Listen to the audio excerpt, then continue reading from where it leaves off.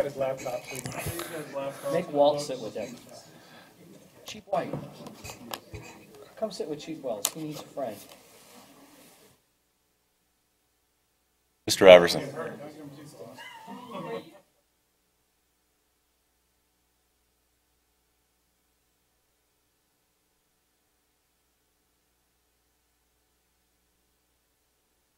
All right, then, if it pleases everybody, we'll go ahead and begin. I'd like to call to order the meeting of the Sacramento Metropolitan Fire District Board of Directors for January 24th, 2013.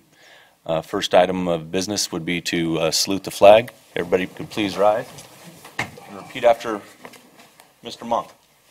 I pledge Allegiance to the flag of the United States of America and to the republic for which it stands, one nation, under God, indivisible, with liberty and justice for all.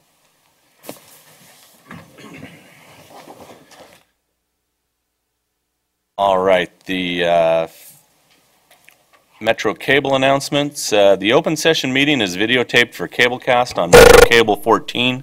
Replay on Saturday, January 26th, 2013 at 1 p.m. and Monday, January 28th, 2013 at 6 p.m. on Channel 14. Webcast at www.sacmetrocable.tv. The open session meetings are also available for viewing on the district website at www.metrofire.ca.gov. Do we have any public speakers? We have none. We have none. Everybody in the room is family, right? Okay, then, moving on to the consent agenda. So move. Second. We have a motion to approve the consent agenda. We have a second. Director Gould made the motion, Director Scheidegger with the second. Would you please call the roll?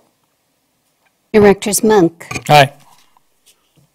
Gould, Aye. Scheidegger, Aye. Clark, Aye. Pearson, Aye. Kelly. Aye. Directors Erzali and Jones absent. Motion passes. Okay, Mr. Chair, can I make one comment? I would welcome that. Thank you, sir. As a matter of consent this evening, for those that are watching on television, I think it's important to recognize that in that consent agenda, there are 38 resolutions for staff at this organization that have or are retiring. And while I haven't had the ability to do the math yet or the time to do the math, I can't imagine the decades or centuries of institutional knowledge that we're recognizing formally this evening. And I just wanted to make sure that they're recognized again for the hard work and effort and time that they put into improving this community. It's rare that we see 38 resolutions under one consent agenda, and yet these men and women are leaving our institution, and along with it, a lot of hard work and knowledge. So thank you very much again from this member of this board for all the times. And it's actually scary for me because a growing number of these individuals are peers. Thank you, Mr. Chair. You are welcome, Director Gould. Moving on to our action items. First action item is bid award for the International Accreditation Service and the accreditation of the Community Risk Reduction Division. Chief Iverson, you're going to make this presentation? Yes, Board President and Board, I present to you a staff report regarding that's part of your bid package. This is for a recommendation from staff to enter a service agreement with International Accreditation Services to participate in a process which involves accreditation of the newly formed Community Risk Reduction Division. As you're aware, during our economic downturn in 2009, the formerly known as Prevention Bureau suffered some cutbacks and reduced services and programs. This effort to pursue accreditation would do a thorough examination of the processes and programs currently offered by the Community Risk Reduction Division, and would also lay out a footprint for us to follow into the future as we develop programs and services through the community. The International Accreditation Service is an internationally recognized agency accrediting fire services throughout the country and internationally. They have partnered with the Center for Public Safety Excellence, which is also a nationally recognized accreditation service. We did solicit information from various accreditation agencies only to find out that AIS, International Accreditation Services, is the sole source, the only accreditation services that currently accreditate fire services. So with that, we solicited a proposal. We had our budget formed for this fiscal year in the amount of $7,000 to pay for these services. So the budget for this fiscal year is budgeted for. There's not an additional expense for this current budget year. However, as you see in the staff report, the future cost will be attributed to our next fiscal year, 2013. And the total cost for this accreditation services will amount to $21,550. The staff recommendation that we pursue this, that the board considers this bid award due to the fact that it will provide a comprehensive organizational evaluation. It will ensure conformance with superior levels of industry standards. It will ensure the highest level of risk mitigation and safety for our community. All right. Open this up for questions, please. Mr. Chairman, I have experience in my past life with accreditation in the forensic world, and I can tell you that it doesn't fit for every situation, but I think that for this program, it'd be an excellent fit. I think it would bring credibility to the program. It would help us be able to demonstrate to our constituents that we are comporting to standards that fit and are not just our own dreamt up situation, but I think it's the sort of thing we should support, and I'd like to move the proposal. I second. One more question, please. There's a motion. We have a motion by Director Scheidegger and a second by Director Clark. Director Pearson? Yeah, just curiosity, how many other agencies in the area are accredited? As far as community risk reduction divisions, there are none. There are fire prevention bureaus that are accredited. Roseville Fire Department, their department is accredited as part of their overall accreditation process. Okay, thank you. Chair. Chair recognizes Director Gould. Thank you very much. I'm glad to see us doing this. I know that I kind of got a little heated maybe during our strategic planning meeting because I think this is a good thing, and I support the initiative that's coming on from the chief and his administration and your organization to do this when we can have other people look inside our tent and find those things that we can improve. That's a good thing globally, and so hats off to all of you for taking this initiative. I also think it's important to note for the public that we are not being mandated to do this. So even in these times where everything we do is being, looked at with a microscope, this organization once again says, even in these times, it's important for us to look to other agencies to make sure we're doing things right and figuring out ways we can do them better. It's going to be a heart attack if somebody wants to question this expenditure.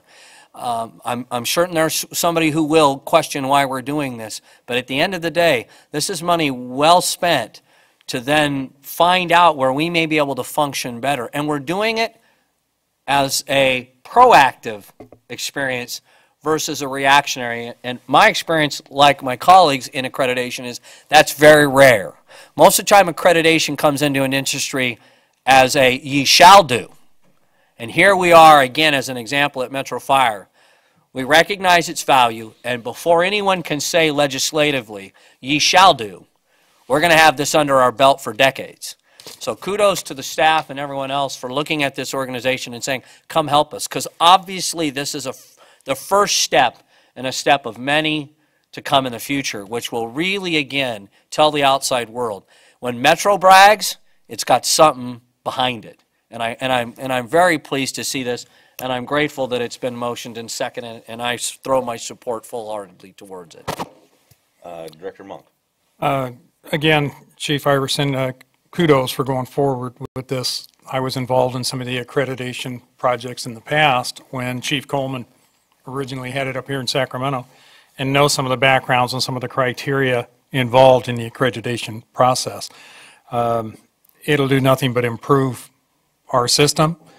And what it does is it sets the standards and guidelines for this organization far into the future. So it's a positive step. I wholeheartedly support it. But it also sets roadmaps for additional training or increases in our expertise of our personnel that better prepares them for handling a lot of the things in the future too. So it'll be a very positive step for this organization. So congratulations and move forward. All right, then. We've got a motion, we've got a second. If there's any further discussion, I see none. Board Clerk, will you please call the roll? Director Monk. Aye. Gould. Absolutely. Scheidegger. Aye. Clark. Aye. Pearson. Aye. Kelly. Aye. Director Urzali and Jones absent. Motion passes. Congratulations, Chief. All right. Next item on our action agenda is resolution accepting the fiscal year 2012 avionics grant. Mr. Davis? Oh, we love to Pleasure to see see you. Mr. Davis, huh? Always, Larry always Davis. fun to see him. Chief Development Officer. The item in front of you is a request for a resolution accepting a 2012 State Homeland Security Grant award of $50,000 to upgrade and improve the intercom system in Copter 1. All right. Kind of like a no-brainer, right? I make the motion, we adopt. We've got a motion and a second. Any questions for Mr. Davis on this grant award acceptance? Good job. Thank you. Again, another team effort. Deputy Chief Holbrook and Assistant Chief Taylor and the avionics, or the aviation program, brought this project forward and did all the legwork on it. So kudos to them for bringing it forward. Yeah, indeed. Awesome. We had Director Gould made the motion. I'm not sure who seconded. Director Pearson. Director Pearson, excellent. Then will you please call the roll? Directors Monk. Aye. Gould. Aye. Scheidegger. Aye. Clark. Aye. Pearson. Aye. Kelly. Aye. Director Urzali and Jones absent. Motion passes. All Thank you very right. much. Thank you. And then under presentation items this evening, we have a tactical emergency medical support team activity report. Captain Evers, would you please come forward and give us your report? Evening, Chief, Directors. I was asked to come and share a little bit about our TEMS team, a little brief history of kind of how we got from where we started with nothing to where we are today. We even got some photos there about midway through. So my name is Brian Evers. I'm captain with Hazmat 109 on C Shift, and I'm also the TEMS team leader. The idea of tactical medicine started back in Iraq on the battlefield. They were having a lot of people that were dying on the battlefield before they got to the field hospital. So they tried to assess why they were having that many deaths. And the reason why they broke down into three things that were preventable. People were bleeding out, people were having pneumothoraxes that went undetected that turned into tension pneumothoraxes, and they were having airway problems. So the military decided, we're having a problem getting from point A to point B. What if we put medics out there closer to the action, basically? All of those things I talked about are skilled paramedic skills. So they started having medics forward with the guys, and it increased the livelihood, it decreased the fatalities that they were having on the battlefield. So law enforcement back home decided, hey, if they're doing that in the military, maybe we ought to be doing that here.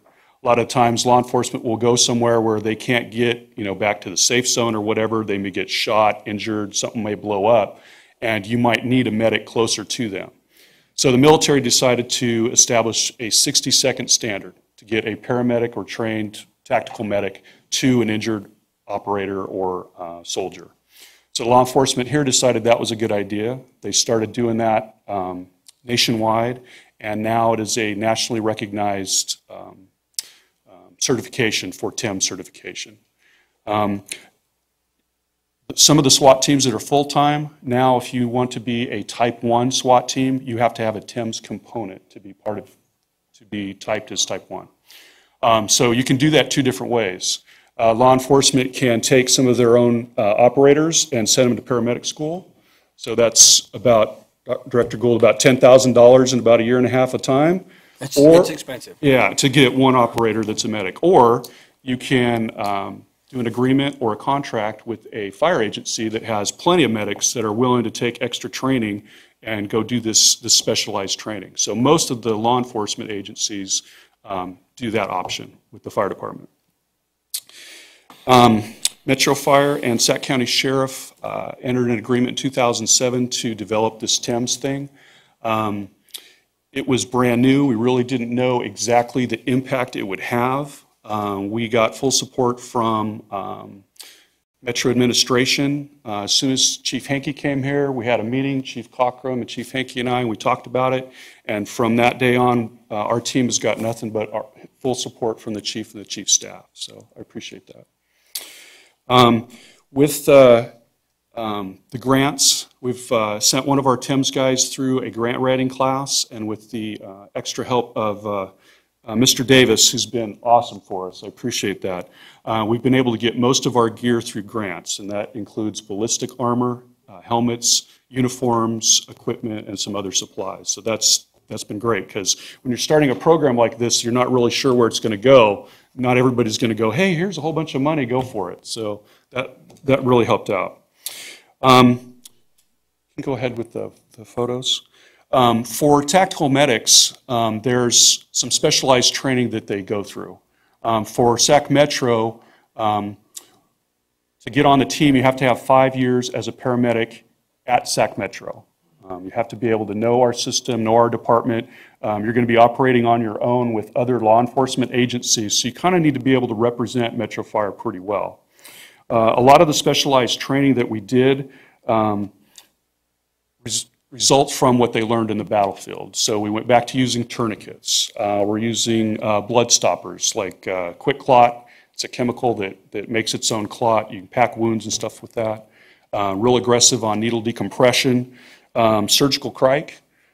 We do a lot of the other airway stuff that normal paramedics do anyway. We intubate, but if, say this is a shooting at a mall or a school, you may not be able to just bring them out in the middle of the floor and have a whole lot of room to do that.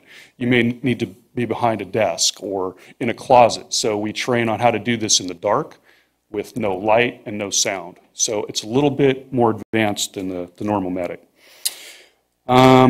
We also have training in doing medical assessments from a distance. So if Director Monk gets shot and you've got a shooter running around and we can't quite get to you, if you can get to a cell phone, get a hold of dispatch or radio or something like that, I can by phone talk you through what you need to do.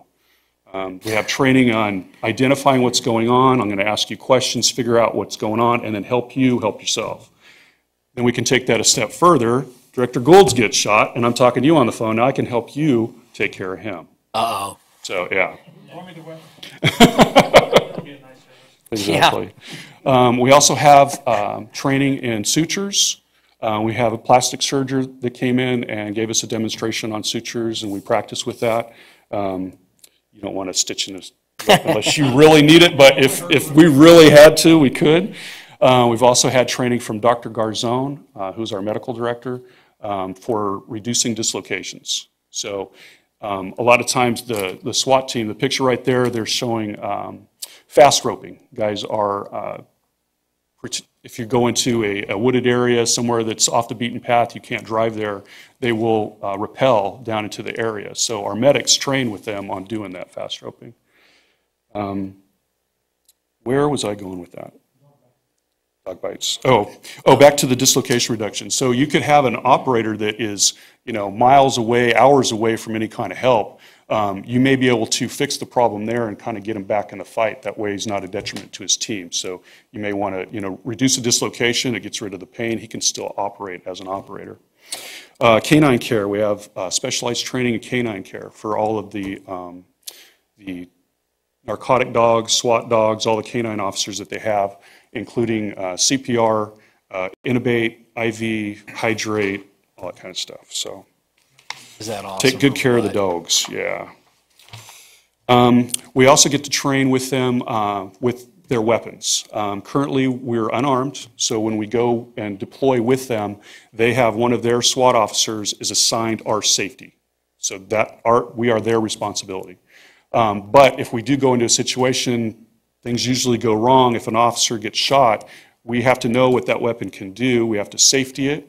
We have to determine if he is altered, altered level of consciousness. Maybe he shouldn't have that gun. I might need to safety it and take it away from him. So we do a lot of training with the SWAT teams on their weapons. There's two scenarios for call-outs.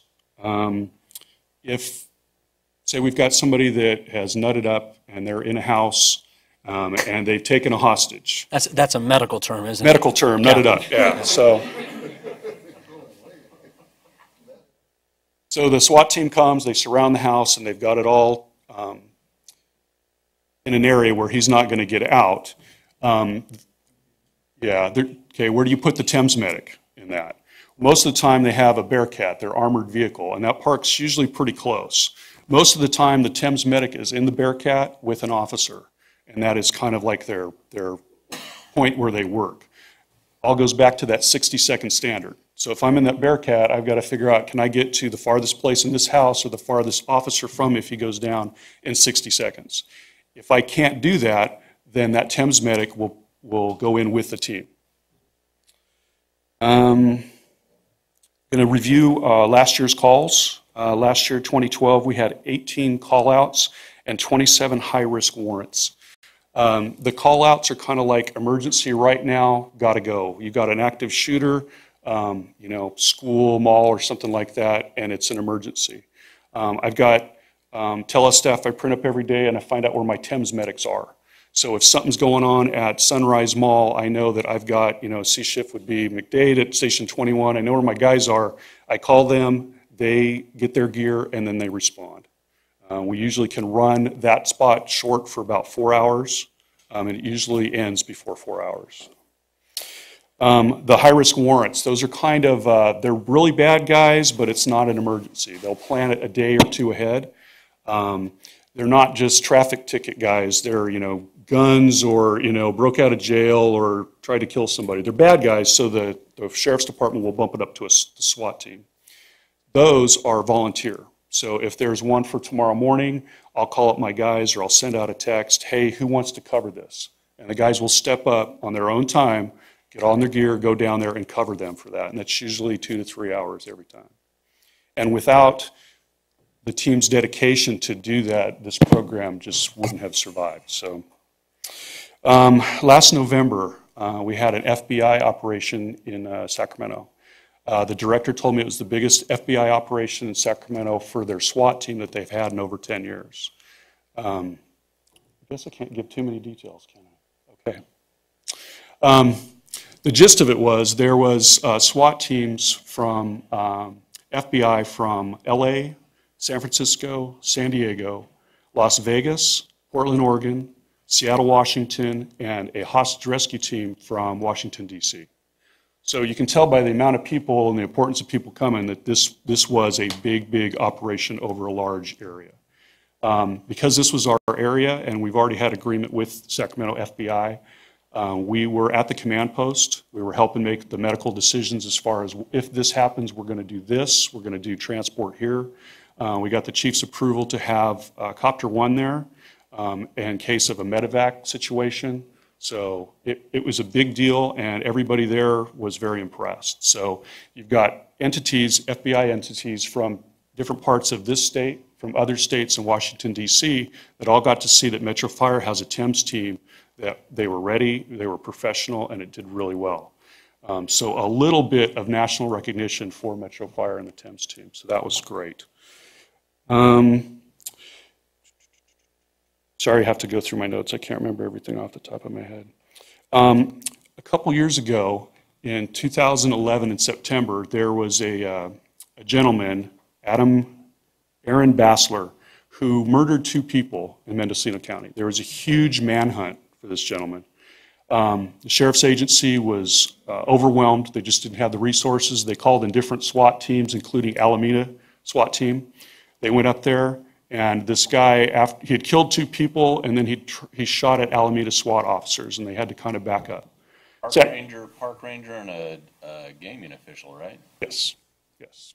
And it was pretty horrific the way it went down. And I won't spoil the book, so I'll let you read that. So they called Sac County Sheriff. Sac County Sheriff SWAT team sent 27 members up there, and we sent 2 of our guys with them because they're going to have to break into groups.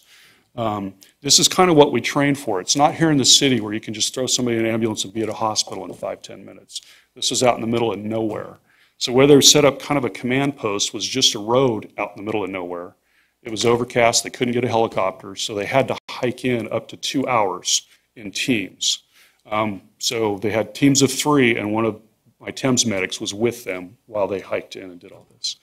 The book's pretty good. It gives a lot of accounts. There's a lot of maps and diagrams that help, people like me that are a little bit more visual. It kind of gives you a feel of what was going on and what happened. So when they found him and Mr. Bassler subsequently died, it was 3 Sac County Sheriff's officer and one of our TEMS guy that was about 40 yards away. I've been told by both lieutenants and the captain from Sac County Sheriff that having our TEMS medics there made all the difference in the world. To be able to know that if something bad happens, I've got somebody that can take care of that. They tell me that they don't feel like they have to worry about the medical portion anymore. They can focus on their job, and they feel like they can honestly do their job better knowing that we're there. So,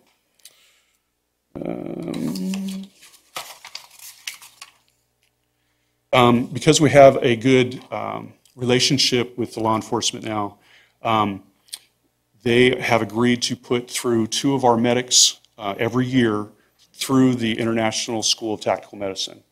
That's going to help us get a little bit bigger team. We can have better coverage, and some of us are getting a little bit older, and we're not going to be able to do this all the time. So we're trying to keep up with people retiring and just getting too old to do this. This is pretty physical. The one accredited place right now in California is the International School of Tactical Medicine. It's down in Palm Springs. It was kind of the first school that did this. They wrote the curriculum, passed it on to the state, and state says, yep, that's good. This is how we're going to do our TEMS team. So the banner that you see right there is the banner on their website, and there's 4 or 5, 1, 2, 3, 4 Metro employees on the front of their banner. And if you look through their website, you'll see other pictures that they took, and I don't know, maybe Swindler's good looking or something, but he seems to be in all the pictures. So if you see him, give him a bad time.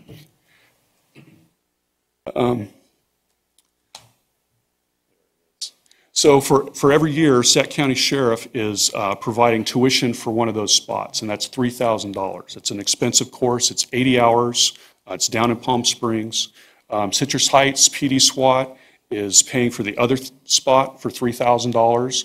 They are also paying for the lodging and fuel for that. So the last time we sent 2 people down in, I believe it was October, November, took a district vehicle down. The lodging was paid for, the school was paid for. Departments gave them ammo to take down there because there's a lot of shooting at the range and stuff like that. So, and we have an agreement for every year until, something changes. I just sent out email today to Human Resources about the announcement for needing more TEMS people. There's a class in May and another class in October that I'd like to get 2 more of our medics through. So I just sent that announcement out. It'll probably come out sometime next week, trying to recruit B shifters because we're short on the B shift. And part of that application is a resume. We'll look at your resume. Like I pointed out earlier, we kind of want people that really kind of aspire to show Metro in a good vantage point, somebody that we can be proud of to work with law enforcement kind of on their own. There's an interview process, and there's also a physical agility test. We happen to be doing our annual physical agility test tomorrow, so if you guys are bored and want to come on out, you can see, you can participate, you can do as much as you want there with it. So that concludes what I had for you. I'm sure there's lots of questions. So. Yes, sir. Does the Sheriff's Department cross-train their people in medical aid training? They do a lot more now than they used to. Okay. Some of them, I handful of them are EMTs, but not paramedics. So what they're trying to do is give them the gear that they can treat themselves. And when we train with them, they actually practice that. They'll have their own blowout kit with tourniquet and dressings and stuff like that. So when we train with them, officer down, okay, you're on your own, the medic's not here, take care of yourself, or have your buddy take care of you. Other than that, they get basic training in the academy when they come through. Questions? Anybody else? Mr. Chair. Go ahead, Dave. The medical cache, is that completely separate, or you said that you call your medic up, does he take or she take that gear from their unit with him, or is it a completely different Thames cache? We have our own medical bags that we carry with us. So we've got all of our own gear with us all the time in case we have to go. So we've stocked that. So when we go to a call out, we've got the ballistic armor and we've got our own medical bag. Okay. Take that with us. I love this program. Very commendable. I do too. I'm just curious, to what extent do we go beyond, or do we go beyond our boundaries in terms of availability to other joining law enforcement agencies in the event of some sort of significant event? We talked about that with the FBI. If there was going to be anything that was going to be significant, the FBI would be called. And then as long as the FBI is involved, then we could be involved with that too. There's other agencies around here that have expressed interest, maybe asked about that. We simply don't have the manpower to do any more than what we're doing right now. Sure. Yes, Mr. Gold. Captain members, thank you very much for coming and presenting this tonight. It's fabulous to see us once again interacting with other public agencies and protecting their staff. And of course, recent events suggest just how important that is to this community to have the men and women of your team there to assist in saving the life of our law enforcement brothers and sisters. And it's just a wonderful thing. And further, I think, personifies just how wonderful the men and women of this agency are to take on, which is, you know, all fun and games falling out of a helicopter, but there's bad people with guns shooting at you on occasion, and they're still willing to do it. And I just think that shows kind of the core personality of the people at this agency. Now I'm going to embarrass the captain because he doesn't know this, but in November, while he was just finishing up this big event that he can't talk about, I asked him to actually speak at the college, and he came live on basically a Skype situation in full camo, looked cool, and you could, I mean, he had those college students eating out of his hand. They asked more questions in an hour than they asked me in a year. And that just further, again, shows you the kind of person that works for this agency. He had just come off a pretty big deal, and he was willing to sit with these college students who want to see those examples and know that that's an option in their future as well. And he sat there and took question after question after question, some which were silly. But many of them, you just answered like the expert that you are and master teacher. And it was awesome for me to just sit back and let it go. And you did a fabulous job. They'll forever be in your debt to have access like that. And I am very grateful that you're doing this. I have a brother that serves in the law enforcement community here, and it makes me feel good that if he was ever in a situation like we've seen, that there'd be a Metro Fire, Thames guy right there behind him. And that's a pretty cool deal for a brother to know. So thank you very much for your presentation, sir. The kind words. Anybody else? No? Captain Evers, thank you again. All right. Thank you for your time.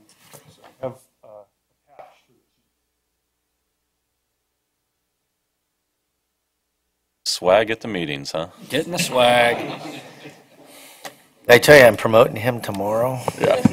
Thank you very much. I would just say, if I can, Mr. President, these guys do volunteer their time, and it is, as many of the directors have said, exemplary of the type of employees that we have, and the public doesn't realize how much of the time they actually do volunteer to do some exceedingly dangerous operations, not just from the standpoint that somebody's shooting at you, but they're putting themselves just in the rigorous training that they go through at risk for career-ending injuries. You can easily, a fast rope, and have a problem go wrong and break your back or blow a knee out where you can't continue to work. So at the end of the day, you know, they're doing it this great personal sacrifice.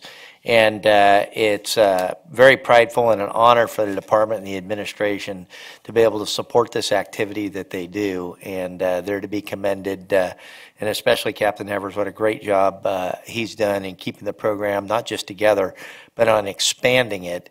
And also tip the hat to Deputy Chief Cockrum, who kind of sits at that higher level, and also being a reserve sheriff's deputy helps foster that relationship as well. And so, you know, at the Sheriff's Department, the Citrus Heights Police Department, now working with the FBI, I think it just shows what this organization is made of.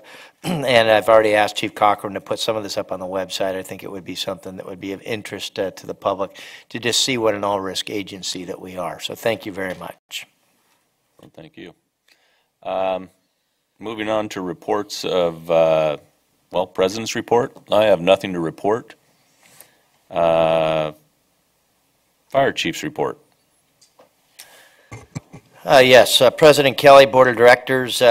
First off, kind of on a very, very sad note, would like to offer the condolences to Battalion Chief Bill Turner, his family and friends.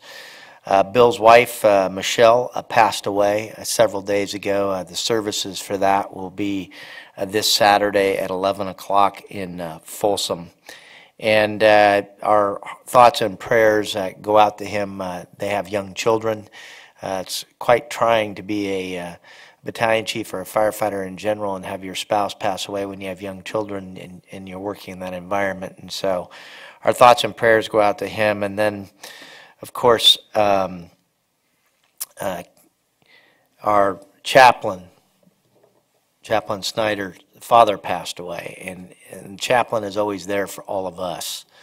Those, I know Director Kelly and Director Gould were at the Metro Awards ceremony yesterday, and you got to hear a lot about how many times, it was literally almost 200 times or whatever, that he goes out on a regular basis to console other people. And so in his time of loss of his father, we want to extend our condolences to him and his family. And of course, last but not least, Officer Kevin Ton down in Galt, who was laid to rest a couple days ago.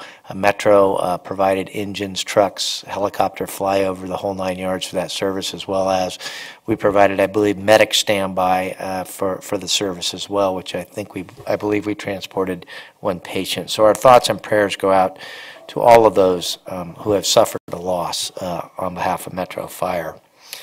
Again, command staff is working on command staff strategic planning workshop for March and April, and a board of directors strategic planning workshop in May. And so stay tuned for that. We will be bringing, as Chief Iverson talked about, accreditation for the Fire Prevention Division, which I do think is important, in that we will bring a presentation in on accreditation of the overall department. And we'll present the pros and the cons on that, at least because that was requested by the board, and you guys can take a look at what that would mean to the agency and what it would entail at your planning workshop. Update on Zinfandel. We are off and running on Zinfandel training facility. The fence is being constructed as we speak, so if you drive out there, you actually can see concrete on the ground and stuff going up. On the USAR training props, we voted yesterday. President Kelly sits on the JPA board to allocate $1.3 million. Construction on the USAR training facility will begin in June. That's what we're shooting for. There was an overview of what those props are. They have already been designed, and now they'll be in the engineering phase. They've already been laid out where they'll be placed on the Zinfandel process, and we anticipate that it'll take about 3 months of construction time to do that. The intent will be to operate under a reimbursement agreement so that we can shorten down the time frame of the process of selecting.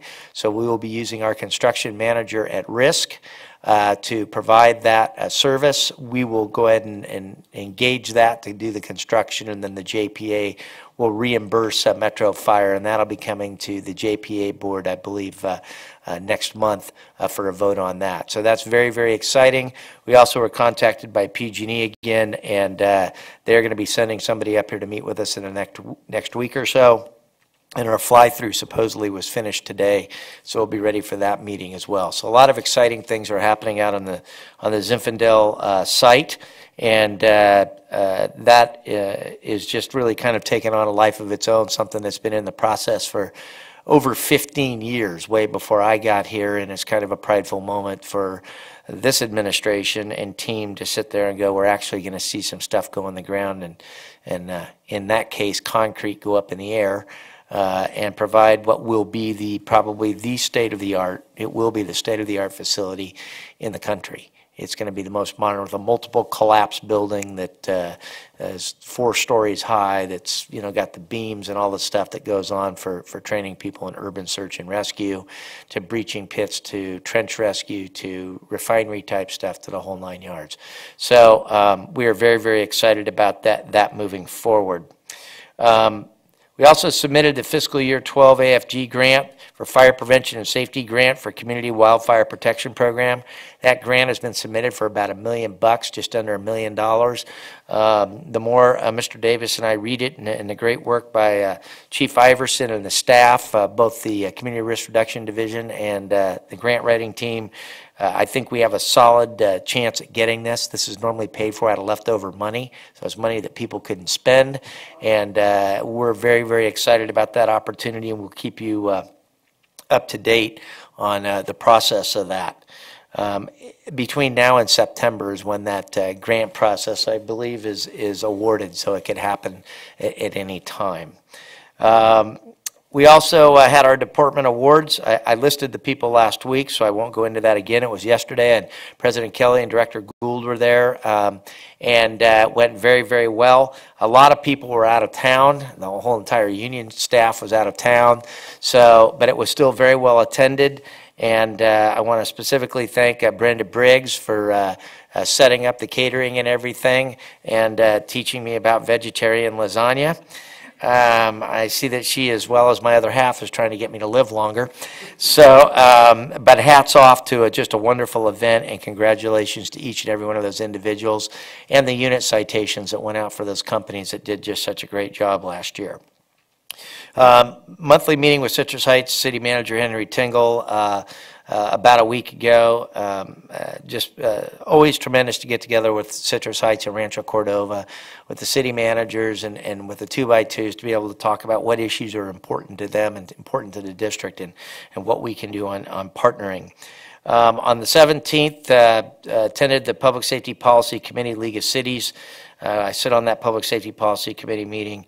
We did get 201 rights put in as ambulance transport as one of the issues that is going to have its own subcommittee. We are watching the 201 rights issue in California exceedingly closely. As you well know, that's an issue that's near and dear to Metro, since I believe we are the second largest fire transport agency of ambulances in the state of California. Mid-year budget meetings with labor will be held, I believe, next Wednesday on the mid-year budget. We met, command staff met on budget this week, a couple days ago.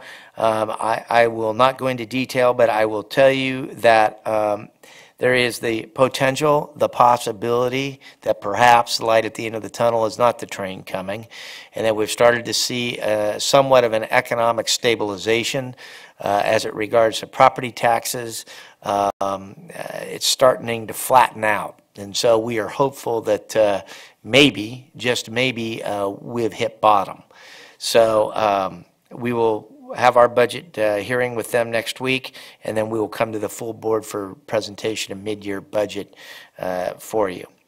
On a real great note, on the 26th, this Saturday, is the Guns and Hoses football game at Cal State University Sacramento and Hornet Stadium, 1 p.m. kickoff time.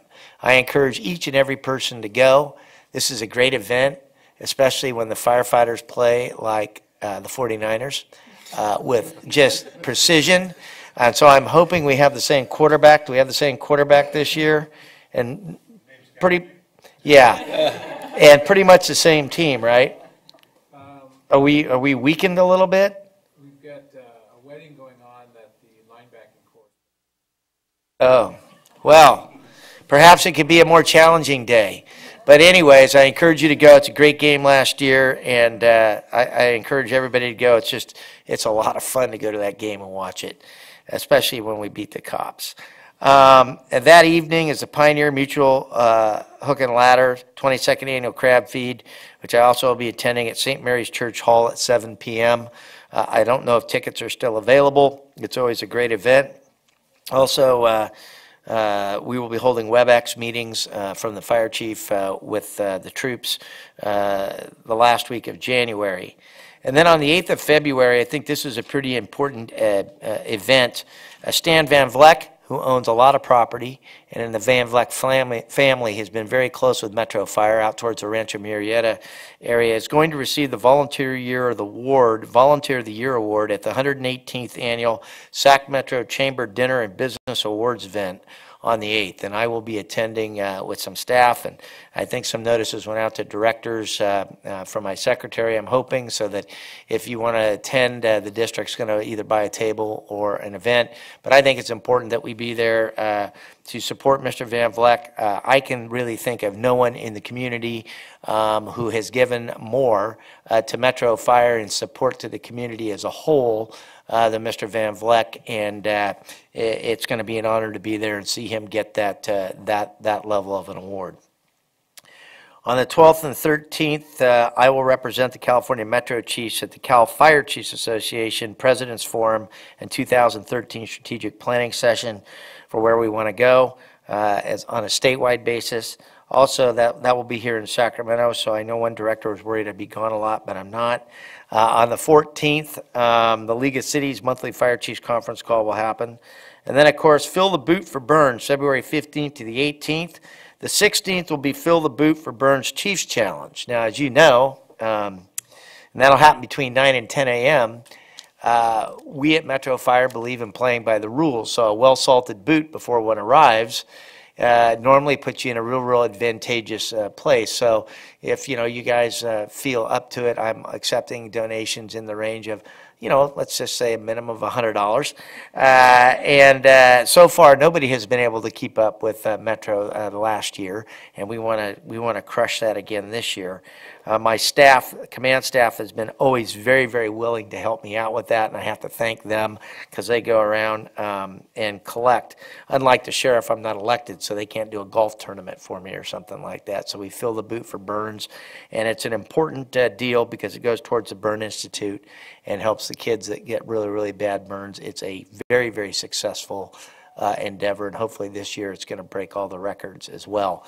And I believe Forrest Rowell and Chief Daw live in the truck elevated above the street, and they're there for the whole thing. They're very instrumental in putting that event together.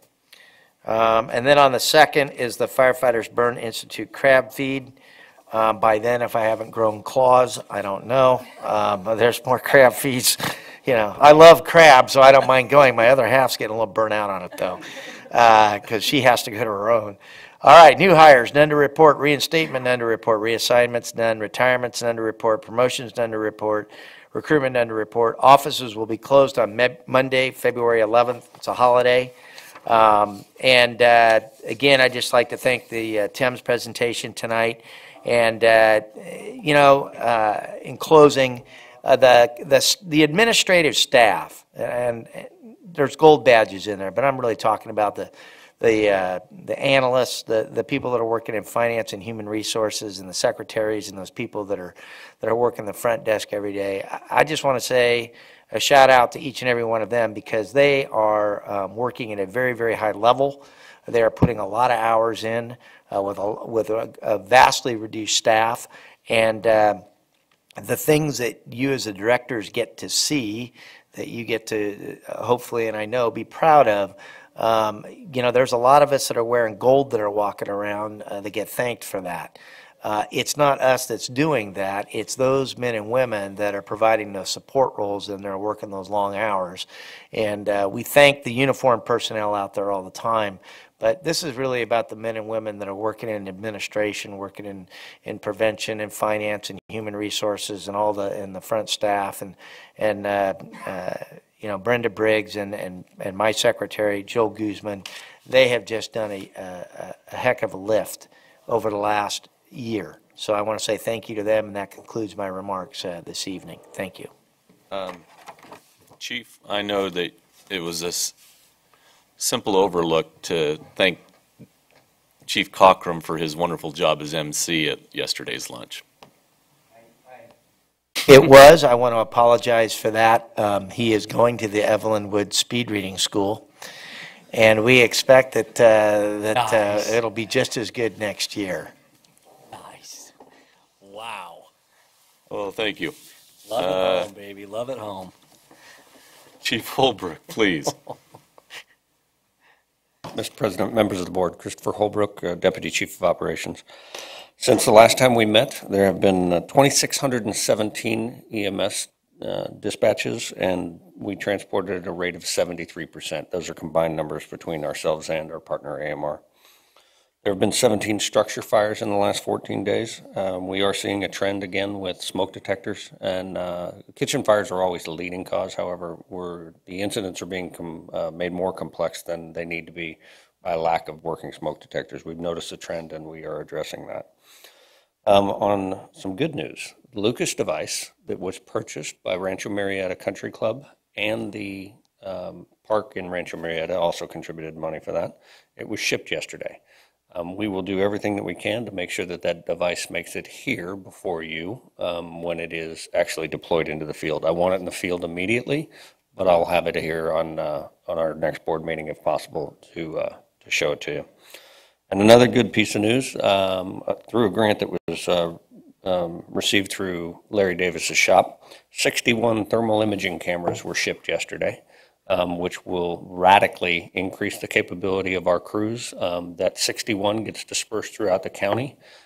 Sometimes free money is expensive, and so the training lift that goes along with that, we have to bite off, and Chief White and the training division will initiate that training immediately. So, and again, once those come in, we'll be glad to light the podium on fire and let you have a look. So with that, that concludes my report, and I am available for questions.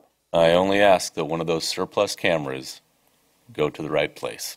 Absolutely. Okay. That had to have been a fairly large order for that organization. I'm trying to think of what other organizations in the country could at one time purchase that many thermal imaging cameras. So they'll be interested in purchasing some of our data, won't they? I want to say, was the company out of state, correct? Thermal imaging cameras? Right. So the thing to remember with that is we have a tax sharing agreement with the city of Rancho Cordova. Right. Right.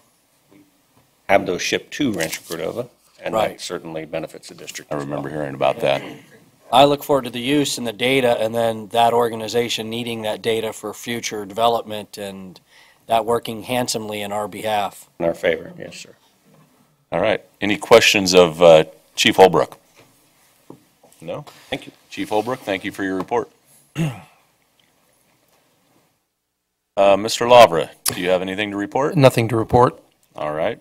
I see no representatives from Local 522 in the audience. So we are on to committee and delegate reports. The executive committee met today, January 24th.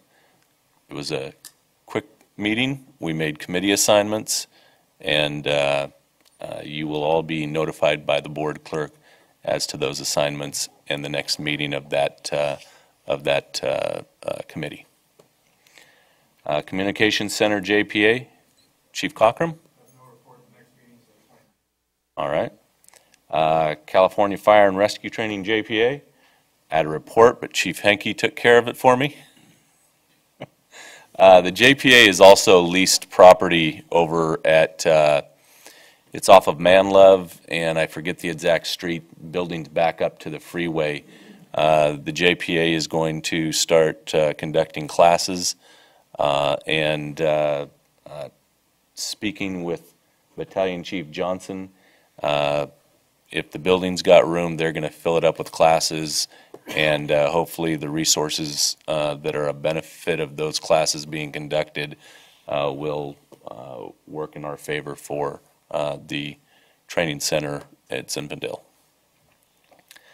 Finance Committee. No report. All right. Policy Committee will meet as needed. No meetings currently scheduled. Moving on to board member questions and comments. Director Pearson?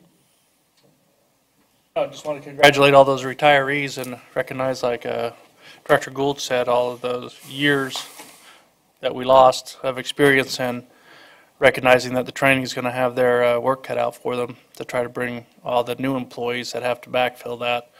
That's going to be a lot of work here in the next few years. So that's all I had to say. Thank you. Director Clark. Thank you, Mr. Chairman. First of all, I'd like to thank the staff and everyone in the field for the wonderful work that they do day in and day out. Another thing I want to thank, first of all, it starts with Brenda Briggs for setting up this situation. This event occurred on December 19th, and it was the Ralph Richardson / Star Elementary School. That is an event that the Central Labor Council has been putting on for over 40 years. And what it is one of the biggest things is for the kids is to have the firefighters come in on the, we have a sheet metal worker that Randy Young, and he plays the role of Santa Claus. We gather a lot of stuffed toys for the kids, and it's just a wonderful event. I mean, it breaks your heart. It's not for everybody because a lot of people can't handle the situation because the kids are, they're challenged, they're severely challenged, and the teachers out there do a wonderful job. Sometimes I don't think they get paid enough, but the one great thing about it is we get the truck. Santa comes in on the truck, and the firefighters make wonderful L's because, believe me, they're like rock stars for the kids too, and they want to take pictures with the guys and everything. And I want to especially thank the guys from Station 110 C Shift, and it's headed by Captain Lim, Frank Lim, Jeff Taylor, firefighter, he was there, Rich Howe, an engineer, he came out also, and I want to thank also Leslie Miller. She was our public ed tech. She did a wonderful job, and I think it does a lot for the firefighters themselves. I mean, some of the guys are not used to, they told me that they go out there and they do calls and whatnot, emergency calls once in a while, but it's another thing to sing the Christmas carols with the kids and all that, and it's just a wonderful event. So thank you for that, and I'm sure the school thanks you, and it's just a wonderful thing. And Brenda, thank you so much for setting up and getting it together. And I can't thank the guys enough for helping us out. That's all I have, Mr. Chairman. All right. Director Scheidegger. Thank you, Chairman. We've already given considerable kudos to Chief Iverson for the accreditation program. I just want to say keep it going. I think it's not a one-time event. It's an ongoing thing, and it's a great thing for the community to continually gauge how successful our program is from an independent point of view, and I appreciate your efforts. The other thing I want to mention, every meeting we talk about Larry and the grants program. The avionics grant, I believe, is a different source, and it's certainly a different subject. And it again shows the fine work that our people do, and the results are enjoyed by our community. So thanks. Thank you, Mr. Chairman. You're welcome. Director Monk. I'd like to offer the congratulations to the fire chief and the people behind him to make him look good for all the hard work that they're doing. We've had meetings in the last week where we've been updated on a lot of things that are going on with Sac Metro, and everything's in a positive light. It does look like we're making a turn around the corner and that our future looks good. We keep working hard to get in a positive frame of mind to get there. So I wanted to thank him. I wanted to thank all the hard work that Chief Iverson's doing on helping the community risk reduction group in their accreditation. Accreditation is a big deal. Not everybody does it. A lot of people are afraid about it, but if you look at the whole program, it's a positive step for us. And it's based on a lot of information that's been researched for 20 years, 30 years. We need to make positive steps in that area. So congratulations on the work there. And Larry Davis, I'll just say ditto from all the other meetings we've had. You guys are doing a great job. I'm surprised you're still awake because of all the hard work you do and the amount of time it takes. Please keep it up and don't leave us. Keep up the hard work. Other than that, I think Chief was right. There are so many people in this organization that work hard every day to keep us where we are and keep us the top rate agency that usually don't get the credit.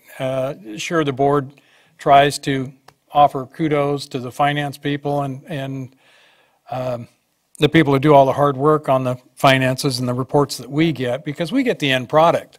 And we really don't see all the hard work that it goes into putting that end product together.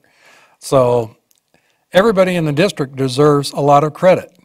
Brenda Briggs has worked hard for years on everything she does and does very well at putting together public presentations and things. So there's just so many people in the organization that deserve a lot of credit.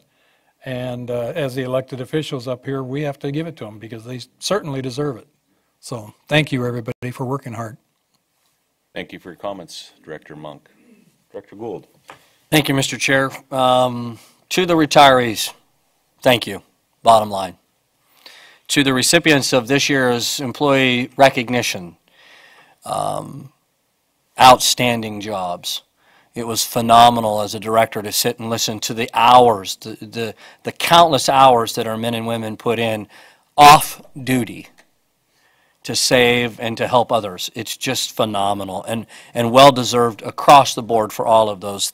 The company citations took your breath away when you heard stories, just a few stories, I'm sure, of what the men and women of this agency do on duty that are completely unrelated to suppression and EMS. On their own, they're just naturally born leaders, and they just take the initiative, and we heard just 2 stories that would rock the Sacramento Bee. And finally, I'd humbly like to ask that if we close this meeting tonight in honor of Miss Michelle Turner and the life that she lived and the support that she gave her wonderful husband. Thank you, Mr. Chair. Certainly. And I would move that we close the meeting in honor of the Turner family, the Snyder family, and the Ton family. Like to show my appreciation or convey my appreciation to all of the retirees. I think it was underestimated. There's got to be a couple hundred years of experience walking out the door there. And I think it's important to recognize that we've got every expectation that there are people in every corner of this organization to pick up the torch and take their place and continue to make Metro Fire the wonderful place that it is. Attending the Peer Recognition Awards yesterday was a very nice event. It was wonderful to see those individuals that got recognition. Some of them didn't look like they enjoyed the limelight whatsoever. But nonetheless, it was a good event, and I think it's important for those events to take place, especially in an organization this large. Look forward to seeing the Pig Bowl this weekend, or excuse me, the Guns N' Hoses Bowl. If you've been in Sacramento as long as I can have, Yep. It went by another name for many years. And again, appreciate the work of all the directors on this board. I look forward to seeing somebody fill the director's seat in District 4. And we will have a meeting tomorrow with the County Board of Supervisors to interview one other individual that is put their name in for that spot. Outside of that, we'll close this meeting. Stand a moment in silence. Please join us.